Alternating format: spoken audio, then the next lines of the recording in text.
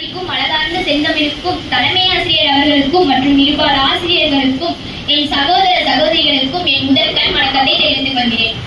காடு மறைந்தாலும் இவர் போல் யார் என்று ஊர் செல்ல வேண்டும். அப்படிப்பட்ட வார்த்தைகளுக்கு சொந்தமானவர் நம் கர்ம வீரர் காமராஜர் என்பதை இவ்விடத்தில் பெருமையாக கூறிக்கொள்கிறேன். காமராஜர், இவரை காமராஜர் என்று மட்டும் அழைக்காமல் கருப்பு காந்தி, கல்வியின் தந்தை, பெருந்தலைவர் காமராஜர் என்றெல்லாம் சிறப்பு பெயர்கள் உண்டு.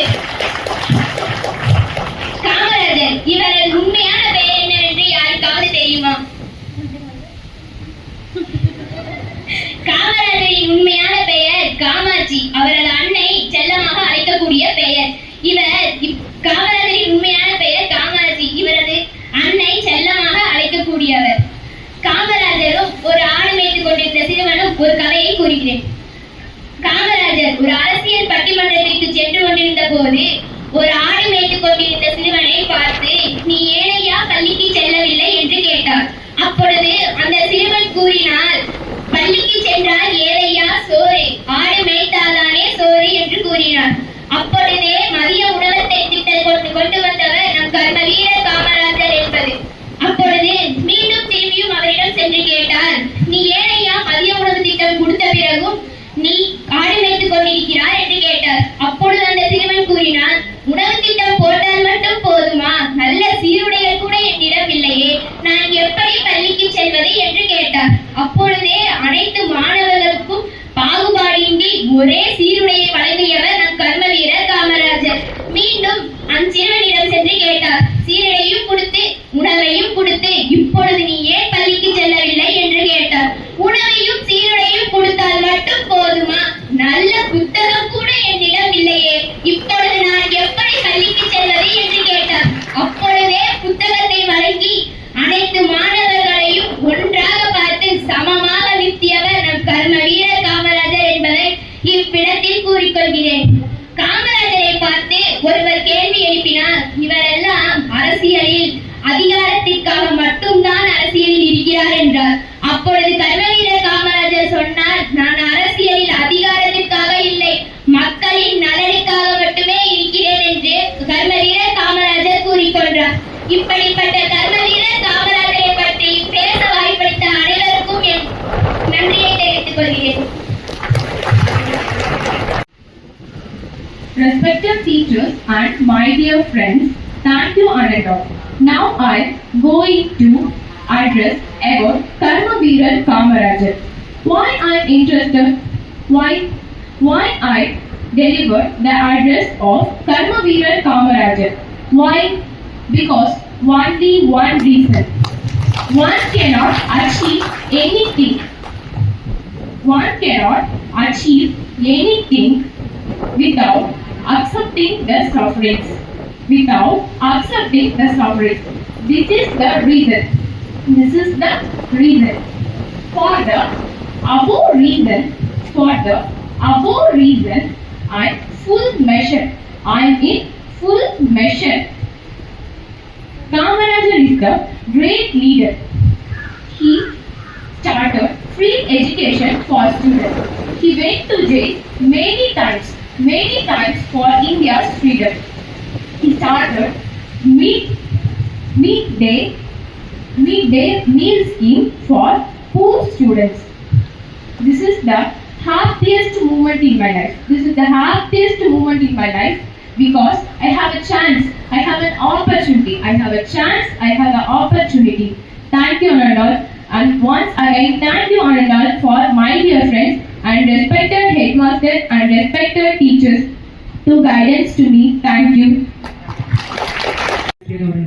இருப்பால் ஆசிரியர் பெருமக்களுக்கும் மாணவ செல்வங்களுக்கும் காலை வணக்கத்தை தெரிவித்துக் கொள்கிறேன். இன்று கர்ம வீரர் காமராஜர் அவருடைய பிறந்த நாள், கல்வி வளர்ச்சி நாளாக கொண்டாடப்பட்டு வருகிறது. அவர் 1903 ஜூலை 15ஆம் நாள் குமாரசாமி சிவகாமி அம்மையாருக்கு மகனாக பிறந்தவர். எளிய குடும்பத்தில் பிறந்தவர். தான் படிக்க முடியல அப்படின்னு இருந்தாலும் மற்றவர்களுக்கு கல்வி கொடுக்கணுன்ற எண்ணத்தில் நிறைய பள்ளிக்கூடங்களை திறந்து வைத்தார். தொடக்க கல்விகள், அதாவது 3 கிலோமீட்டர், குழந்தைங்க ரொம்ப தூரம் நடந்து போக முடியாதுன்றதுக்காக 3 கிலோமீட்டர் தூரத்தில் ஒவ்வொரு பள்ளிக்கூடத்தை திறந்து வைத்தார். அடுத்தது வந்து சாப்பாட்டுக்கு வழி இல்லாத குழந்தைங்க படிக்க வர முடியாமல் இருக்குமோ அப்படின்னு நினச்சி மதிய உணவு திட்டத்தை கொண்டு வந்தார். நாட்டுக்காக பாடுபட்ட மிக எளிய முதலமைச்சர். 1954ஆம் ஆண்டு முதலமைச்சராக பதவியேற்ற நாள் முதற்கொண்டு தான் இறக்கும் நாள் வரை மக்களுக்காக பாடுபட்ட ஒரு சிறந்த மனிதர், கர்ம வீரர் என்று போற்றக்கூடியவர். நிறைய அணைகளை கட்டினார், நீர்ப்பாசன வசதிகளை செய்தார், நாட்டின் வளர்ச்சிக்காக தொழில்கூடங்களை அமைக்க ஏற்பாடு செய்தார், நல்ல திட்டங்களை கொண்டு வந்தார். ரொம்ப எளிமையானவர்.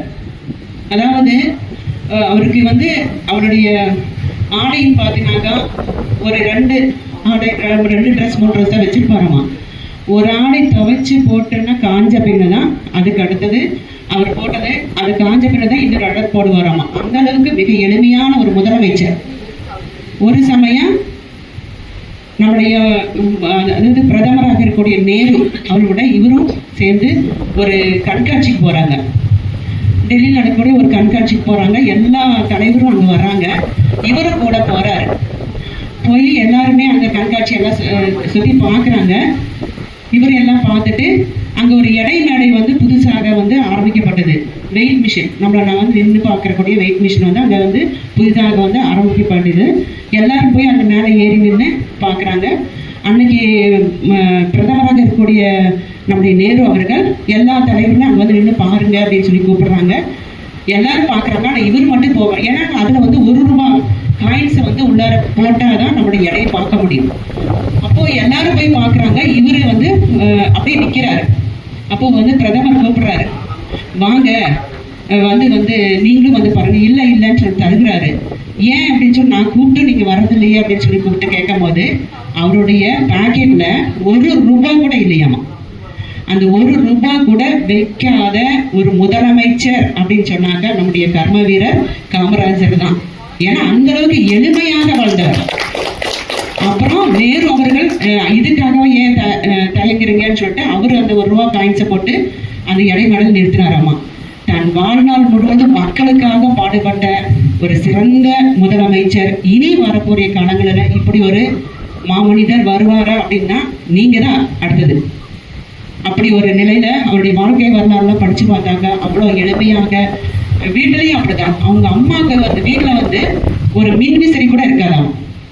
அவங்க அம்மா வந்து ரொம்ப சூடா இருக்கு, ஒரு மின்விசிறி கூட இல்லை அப்படின்னு கேட்டா கையில விசிறக்கூடிய அந்த விசிறியை கொடுத்து இது விசிறிக்குங்க, இது வந்து நாட்டு மக்களுடைய பணம், தான் எடுத்து அதை செலவு பண்ணக்கூடாதுன்னு சொல்லக்கூடிய ஒரு எளிமையான மனிதர். தனக்காகவும் பயன்படுத்தல, குடும்பத்துக்காகவும் அந்த பணத்தை எதுவும் பயன்படுத்தாம எல்லாம் நாட்டு மக்களுக்கு என்னென்ன நல்ல திட்டங்கள் கொண்டு வரணும், மக்கள் எப்படி சிறப்பாக இருக்கணும்னு ஒவ்வொன்றையும் கண்காணித்து செய்த சிறந்த மாமனிதர்.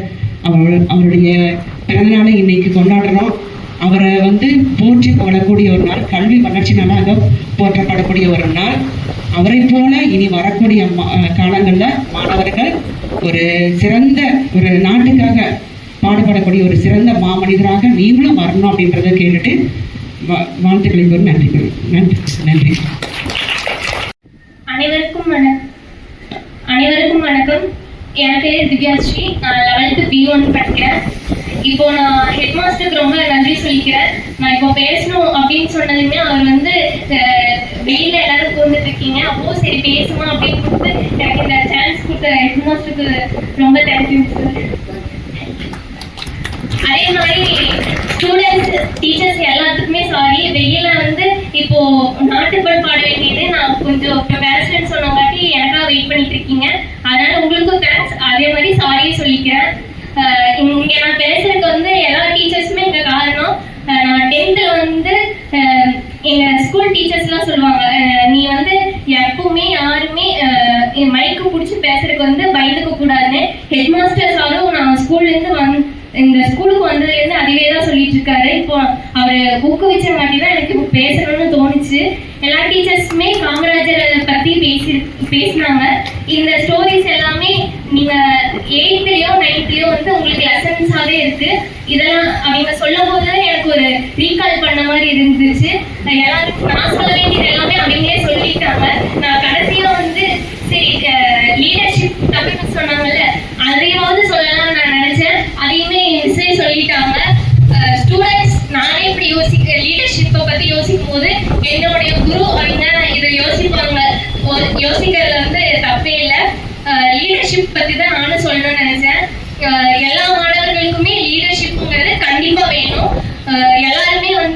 ஒரு லீடர்ஷிப் குவாலிட்டியை நீங்களே உருவாக்கிக்கணும்.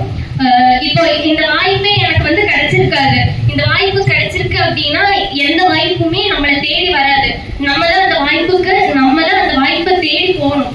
எந்த வாய்ப்புமே நம்மளுக்கு கிடைக்காது. நம்ம தான் அந்த வாய்ப்பை தேடி போகணும். எனக்கு அதே மாதிரி இந்த வாய்ப்பை நானா உருவாக்கிக்கிட்டேன் தான். காமராஜரை பத்தி எனக்கு மிஸ் டீச்சர்ஸ் சொன்னது எல்லாமே நானும் தெரிஞ்சிருக்கேன். எனக்கு எங்க டீச்சர்ஸ் சொல்லியிருக்காங்க. எனக்கு இப்போ ஒண்ணு மட்டும் ஞாபகம் வருது. ஒரு நாள் வந்து காமராஜர் வந்து அவரோட பணியில இருக்கும்போது அவரோட அம்மா வீட்டுல இருக்காங்க.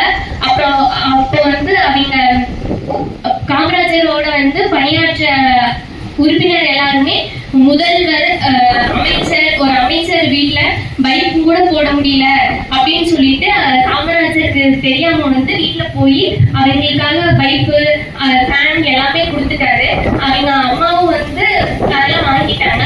காமராஜர் மறுபடியும் வீடு திரும்பி வரும்போது யார் இதெல்லாம், காமராஜர் அவர் அம்மாட்ட கேக்குறாங்க, யார் இதெல்லாம் உங்களை வாங்க சொன்னா, இதெல்லாம் மக்களுக்கு போக வேண்டியது, ஒரு முதலமைச்சரா இது எனக்கு நானே பண்ணிக்க கூடாது, நான் வந்து மக்களுக்கானவன் அப்படின்னு சொல்லி அவர் வந்து அதெல்லாம் வேண்டாம்னு சொல்லி அப்பவே ஆட்சியரை எல்லாத்தையும் கூப்பிட்டு அதெல்லாம் எடுக்க சொல்லிட்டாரு. ஹை ஸ்கூல் மிஸ் சொன்ன மாதிரி அவருக்கு வந்து 2 ட்ரெஸ் மட்டும் தான் வச்சிருப்பாரு. அந்த மாதிரி காமராஜர் வந்து ரொம்ப மிகவும் எளிமையானவர். அவர்கிட்ட இந்த எளிமையும் லீடர்ஷிப் குவாலிட்டியும் எல்லாரும் நம்மளும் கத்துக்கணும். எனக்கு முன்னாடி நிறைய பேசணும்னு இருக்கு, ஆனா கிளாஸுக்கு டைம் ஆச்சு. அதனால வாய்ப்பு கொடுத்தாங்க. நன்றி. தேங்க்யூ.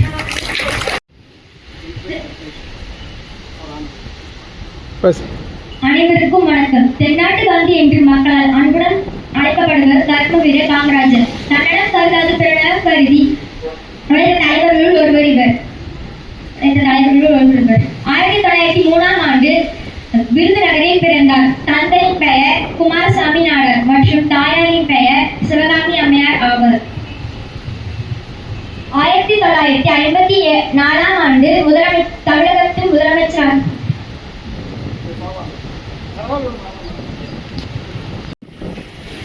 மதிப்பிற்குரிய தலைமை ஆசிரியர் அவர்களுக்கும், ஈர்ப்பாளர் ஆசிரியர் பெருமக்களுக்கும், அலுவலக பணியாளர்களுக்கும், அன்பு மாணவ செல்வங்களுக்கும் என் இனிய காலை வணக்கத்தை தெரிவித்துக் கொள்கிறேன். இன்றைய நாளில் என்னை பேசி அழைத்த நமது தலைமை ஆசிரியர்களுக்கு நன்றியை தெரிவித்துக் கொள்கிறேன். இன்று காமராஜருடைய பிறந்த நாள். காமராஜர் என்றால் கர்ம வீரர் அப்படின்னு சொல்றதை விட கல்வின் கண் திறந்த ஞானி அப்படின்னு சொல்லலாம். காமராஜரை பற்றி சொல்லணும் அப்படின்னா எளிமையானவர், பண்பானவர், இந்த மாதிரி நிறைய விஷயங்களை சொல்லிட்டே போகலாம். ஒரு சில விஷயங்கள் மட்டும்தான் நான் இதை சொல்ல ஆசைப்படுறேன். காமராஜர் கிட்ட ஒரு நாள் உயர்கல்விக்கான மாணவர்களை தேர்ந்தெடுக்கணும் அப்படின்ட்டு விண்ணப்ப படிவங்களை கொண்டு போய் அலுவலர் ஒருத்தர் கொடுக்கிறாரு. அப்படி ஒவ்வொருத்தரும் வந்து கொடுத்தத காமராஜர் கிட்ட கொடுத்துக்கிட்டே இருக்கிறார். அவர் பார்த்துட்டு அந்த அப்ளிகேஷனை விண்ணப்பத்தை வச்சுக்கிட்டே இருக்கார். அப்புறம் வந்து இதுல ஒரு மாணவர்களை வந்து ஒரு குறிப்பிட்ட மாணவர்களை மட்டுமே தேர்ந்தெடுக்கணும் அப்படின்னு சொல்லிட்டு அலுவலர் காமராஜர் கிட்ட சொல்றாரு. அப்போ அவர் யாரை தேர்ந்தெடுத்தார் அப்படின்னு சொல்லி பார்த்தோம் அப்படின்னா, எந்த மாணவர்களுடைய பெற்றோர் படிக்கவில்லையோ அந்த மாணவர்களை மட்டுமே அவர் தேர்ந்தெடுத்தார். அப்ப அந்த அலுவலர் வந்து கேட்கிறார், ஏங்கய்யா உங்களுடைய இனத்தை ஜாதி சார்ந்தவர்களை தேர்ந்தெடுக்கல, வசதியான மாணவர்களை தேர்ந்தெடுக்கல, ஏன் படிக்காத பெற்றோர்களுடைய மாணவர்கள் பள்ளி குழந்தைகளை பார்த்து தேர்ந்தெடுத்தீங்க அப்படின்னு சொல்லி கேட்டார். அதுக்கு அவர் சொன்னாரு, நம்ம அப்பா அம்மா படிக்கல அப்படின்னாலும் அந்த குழந்தைகளுக்கு நம்ம படிப்பு கொடுத்தோம் அப்படின்னா இனி வரக்கூடிய சமுதாயம் அப்படிங்கிறது சிறந்த ஒன்றாக இருக்கும்.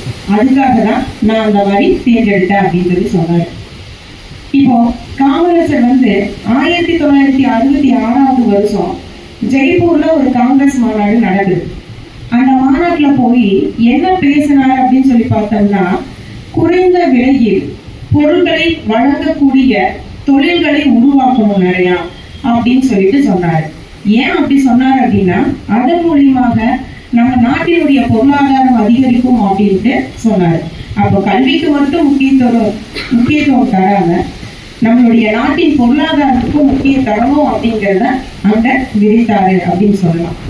காமராஜர் வந்து தமிழ்நாட்டுக்குள்ள எந்த கிராமத்தை போய் பார்த்தாலும் சரி, அந்த கிராமத்தை பத்தி எல்லா விஷயங்களும் தெரிந்து கொண்டு பேசுவார் அப்படின்னு சொல்லலாம். எந்த இடத்துக்கு போனாலும் அந்த இடத்துல வாழ்ந்த சுதந்திர போராட்ட தியாகிகளை பத்தியும் முதல்ல பேசிட்டு தான் தன்னுடைய உரையை தொடங்குவார் அப்படின்னு சொல்லலாம். இந்த காமராஜருக்கு வந்து ஞாபக சக்தி அப்படிங்கிறது மிக அருமையான ஒன்றா கடவுள் கொடுத்திருந்தாரு அப்படின்னு சொல்லலாம். எப்படி சொல்றேன் அப்படின்னு பாத்தீங்கன்னா, ஒரு தடவை அவருடைய வாழ்நாள்ல ஒருவரை பார்த்துட்டாங்க அப்படின்னா எத்தனை ஆண்டுகள் கழித்தாலும் அவரை பார்க்கும்போது நினைவில் கூறுவார் அப்படின்னு சொல்லலாம். சோ அந்த அளவுக்கு அவருக்கு ஞாபக சக்தி அப்படிங்கிற ஒண்ணு இருந்தது. யாராவது கிட்ட அவர் பேசுறாரு அப்படின்னு எடுத்துட்டா அருமையான அழகு தமிழ்ல பேசுவார் அப்படின்னு சொல்லலாம். வாருங்கள், அமருங்கள், மகிழ்ச்சி அப்படின்னு சொல்லி அழகு தமிழ்ல பேசுறாரு அப்படின்னு சொல்லலாம். சோ அதனாலேயே இன்னும் அப்ப இருந்த நம்ம இந்திய நாட்டினுடைய பிரதமர் நேரு அவர்கள் இந்த தமிழ்நாட்டினுடைய ஆட்சி அதிகாரத்தை பெற்றுள்ள காமராசரை ஒரு முன்னோடியா அனைத்து மாநிலங்களுக்கும் கூறினார் அப்படின்னு சொல்லலாம். இப்படிப்பட்ட காமராசர் அவர்கள் பள்ளி மாணவர்களாகிய உங்களுக்கு எதை வழங்கி இருக்காரு அப்படின்னு பார்த்தோம்னா மதிய உணவு திட்டம் அப்படின்னு சொல்லலாம். அப்ப அந்த மதிய உணவு திட்டம் அப்படிங்கிறது என்ன அப்படின்னா, மாணவர்கள் உணவு உண்பதற்காக மட்டுமாவது பள்ளிக்கு வர வேண்டும். அதை அடிப்படையாக கொண்டு அனைத்து மாணவர்களுக்கும் கல்வி அப்படிங்கறது ஒண்ண கொண்டு போய் சேர்க்க வேண்டும் அப்படின்னு சொல்லி தான் கொண்டு வந்தாங்க அப்படின்னு சொல்லலாம்.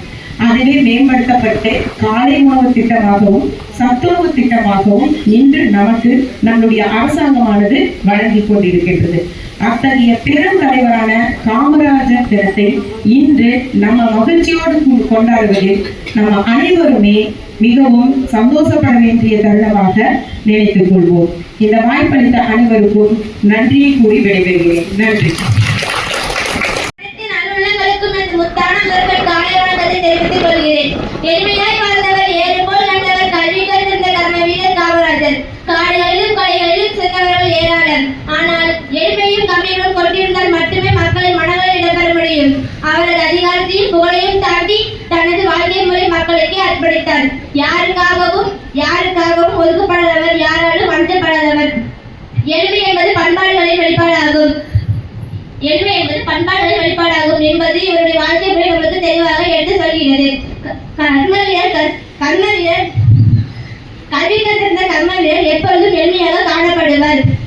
இவர் தேர்ந்தெடுத்த பாதை எளிமை என்னும் பாதையில் வலிமை என்னும் வெளிப்பாடு. 1954ஆம் ஆண்டு தமிழகத்தின் முதலமைச்சரான பொழுது இளைஞர்கள் கல்வியில் முன்னேறினால் நாடு முன்னேறும் என்னும் நம்பிக்கையில் கிராமம் கிராமமாக சென்று பள்ளிக்கூடங்களை திறக்க வேண்டும் என்று சட்டத்தை உருவாக்கினார். வலிமை என்பது குரல்களை விட்டு பேசுவதல் மட்டுமல்ல, அதிகம் பேசுவதல்ல, அதிகம் செய்வது. பெருந்தலைவர் காமராஜர் அதிகம் பேசுபவர் அல்ல, அதிகம் செய்பவர்.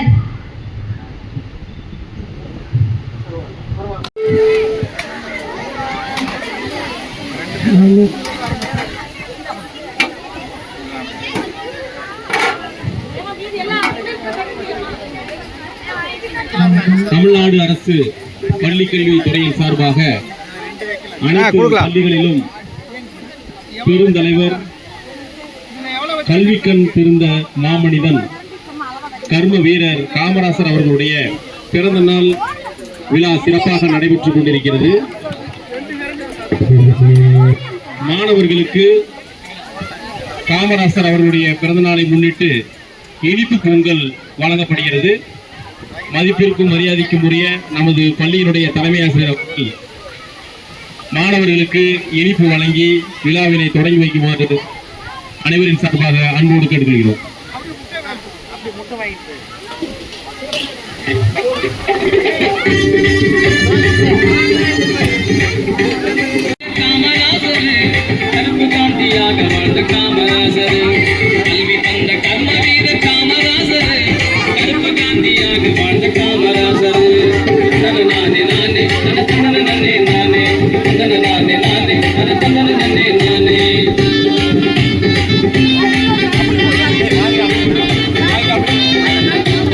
கல்வி தந்த கர்ம வீரர், கல்வி தந்த கர்ம வீரர் காமராஜர்.